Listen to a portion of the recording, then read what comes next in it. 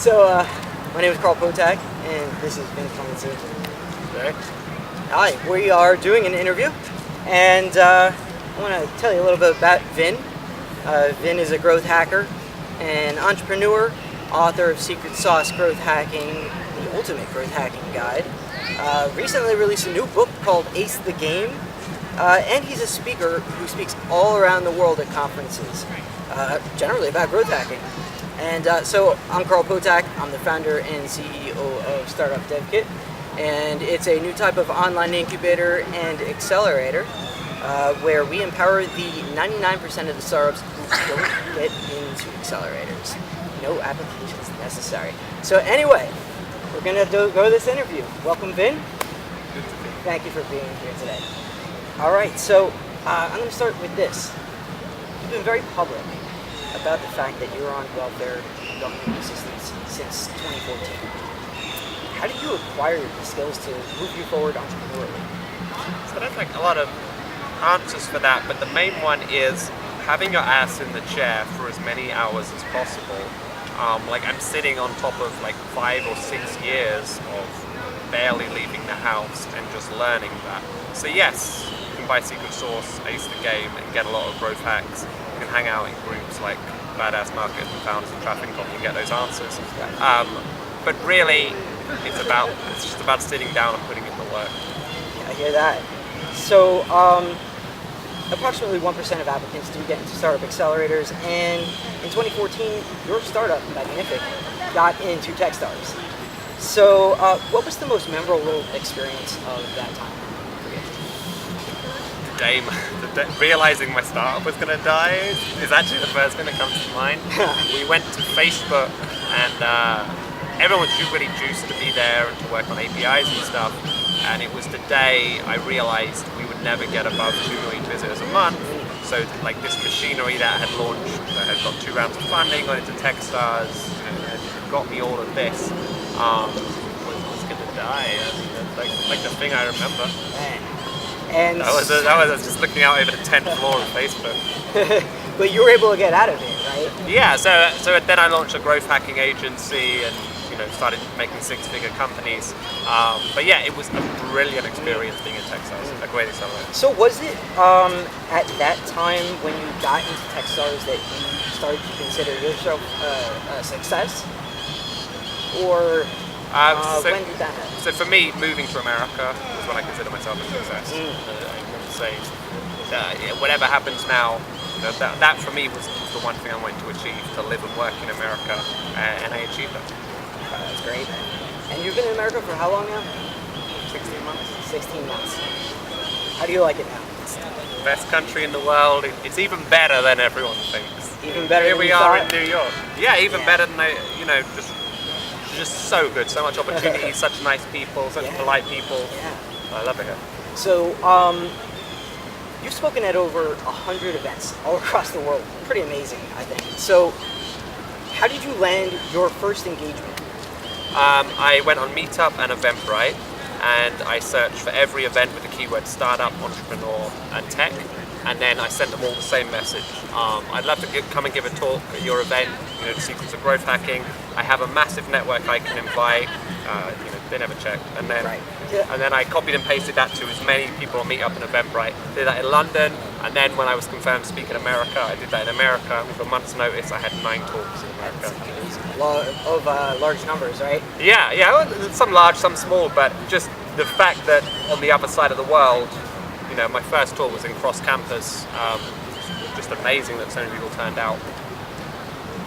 That's pretty great. I'm gonna have to try that myself. It's a great story. Yeah. So, what did it take for you to get to this level? Was it the hours that you put into the seat, or is there something else that you can kind of attribute to yourself getting to where you are now?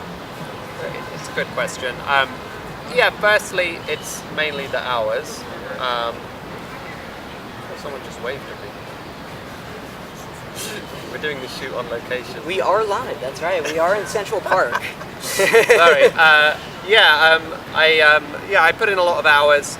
I read a lot of books at the start, so 48 Laws of Power, How to Win Friends and Influence People, 0 to 1, The Hard Thing About Hard Things. Those are 4 essential startup tech books I would have anyone read.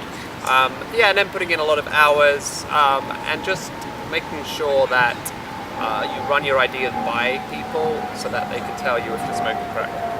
That makes sense. Yeah. So, what has been like the hardest part about this journey so far for you? Burnout. Still dealing with it right now, really. Even in this time off, when you work the number of hours you do and you don't have anything else in your life, like no personal life, no hobbies. Right. It's really easy to burn out. Right. And I think everyone should get to burnout, because if not, you're probably not trying hard enough. But at that point, you've got to work on fitness and health and sleep and hydration and 4 or 5 other things. But it's important. Yeah. So, like, how did you feel that you were able to get through that burnout? I watch TV. Like, I just watch like Netflix shows until like my cortisol levels decrease, and then I did what needed to do. But I realized it's unsustainable. So, like, my next business will not be me in a room with a keyboard for 5 years. As the last one was. That makes sense. Yeah, I do that myself on occasion. Got a Netflix binge from time to time. I love Magnific. Yeah, man. So, you've built a solid team behind you to get your business moving forward, helping lots of entrepreneurs. So, tell me about, like, what did you do to build a successful team? So I firstly built a community, so traffic and copy my Facebook group. People knew my brand, people had seen me speak live, and from within that community I said, now I'm hiring a community manager, a social media manager, a second in command. And from that they came to me. So they were already enrolled in me, so it wasn't like I had to prove to them that the company was good or I was good. You had that social proof. Yeah, so I would always say hire from your community. Yeah, so that's basically like inbound marketing, essentially. Yep. Within your own community, and it makes sense. Once you have that social proof, it's the best, right, guys? So, you are known for your growth hacks. What are a few of your favorites? Rebump. If you email someone and they don't reply, Rebump will email them every 24 hours forever. Find that lead, find anyone's email address in the world and email them. Linked Helper, automate your LinkedIn, connecting with people on LinkedIn and sending the first message. For Twitter, finding influencers audience, AUDIENSE is real good. Those are awesome. Yeah, I remember you mentioning a few of those a couple days ago at the conference. Yeah, this guy spoke at a Scent marketing conference. It was great. And you'll be seeing video of him. I took video of him. Great. Yes. So, since you have a secret sauce growth hacking book, do you have like a secret sauce to your daily routine? Yeah, so I try to have no alcohol, no coffee, no dairy, no soy, as little gluten as humanly possible, basically zero, depending if you count brown rice. So I have like that with the diet. I always sleep 8 hours a night. I always have a nap in the middle of the day. I try and work out at least once a week. For the time being, I've been trying to walk 2 to 3 miles a day. I have a stack of routines. They're very important. Yeah. I find that it's important for me in my own life to have some sort of rigid routine, or else, my day goes apart,